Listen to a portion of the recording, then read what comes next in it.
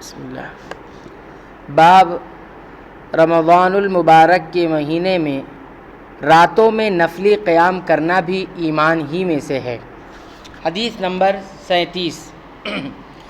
ابو ہریرہ رضی اللہ تعالی عنہ روایت کرتے ہیں کہ نبی کریم صلی اللہ علیہ وسلم نے فرمایا، جو کوئی رمضان میں راتوں کو ایمان رکھ کر اور ثواب کے لیے عبادت کرے اس کے اگلے گناہ بخش دیے جاتے ہیں، یعنی پچھلے گناہ بخش دیے جاتے ہیں۔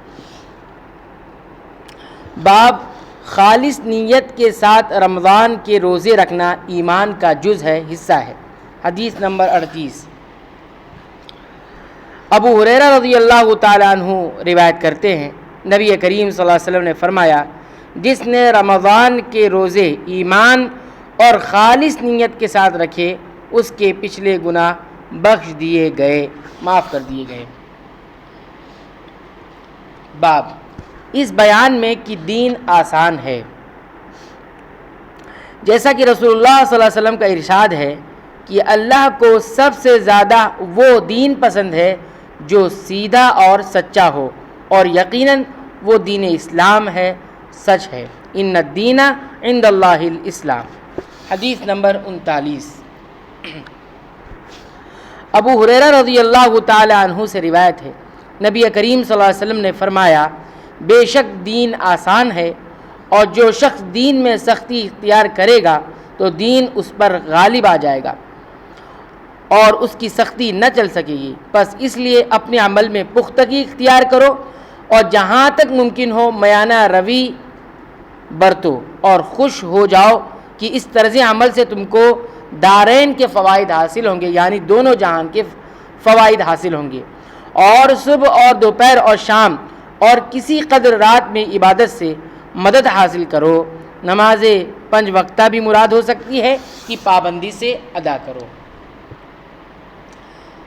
باب نماز ایمان کا جز ہے، حصہ ہے، اور اللہ تعالیٰ نے فرمایا کہ اللہ تعالیٰ تمہارے ایمان کو ضائع کرنے والا نہیں، یعنی تمہاری وہ نمازیں جو تم نے بیت المقدس کی طرف منہ کر کے پڑھی ہیں قبول ہیں۔ حدیث نمبر 40۔ برا ابن عازب رضی اللہ تعالیٰ عنہ بیان کرتے ہیں کہ رسول اللہ صلی اللہ علیہ وسلم جب مدینہ تشریف لائے تو پہلے اپنے ننیحال میں اترے جو انصار تھے، اور وہاں آپ صلی اللہ علیہ وسلم نے 16 یا 17 ماہ بیت المقدس کی طرف منہ کر کے نماز پڑھی، اور آپ صلی اللہ علیہ وسلم کی خواہش تھی کہ آپ کا قبلہ بیت اللہ کی طرف ہو۔ جب بیت اللہ کی طرف نماز پڑھنے کا حکم ہو گیا تو سب سے پہلی نماز جو آپ صلی اللہ علیہ وسلم نے بیت اللہ کی طرف پڑھی عصر کی نماز تھی۔ وہاں آپ صلی اللہ علیہ وسلم کے ساتھ لوگوں نے بھی نماز پڑھی۔ پھر آپ کے ساتھ نماز پڑھنے والوں میں سے ایک آدمی اس کا مسجد بنی حارثہ کی طرف گزر ہوا تو وہ لوگ رکوع میں تھے۔ وہ بولا کہ میں اللہ کی گواہی دیتا ہوں کہ میں نے رسول اللہ صلی اللہ علیہ وسلم کے ساتھ مکہ کی طرف منہ کر کے نماز پڑھی ہے۔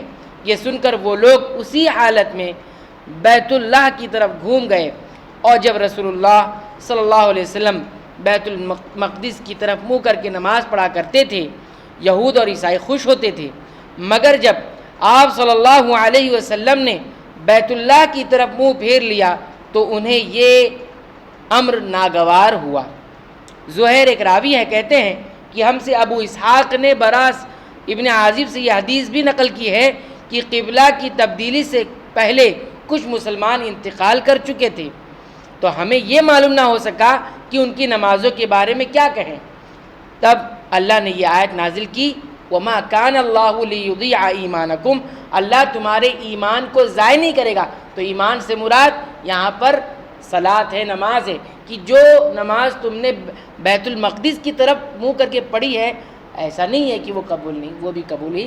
اب یہ حکم آ گیا ہے تو اس حکم پر عمل کیا جائے۔ تو یہ ساری باتیں، سارے عمل ایمان کا حصہ اور جز ہے۔ جو یہ ساری چیزوں کو برتتا ہے گویا وہ ایمان والا ہے۔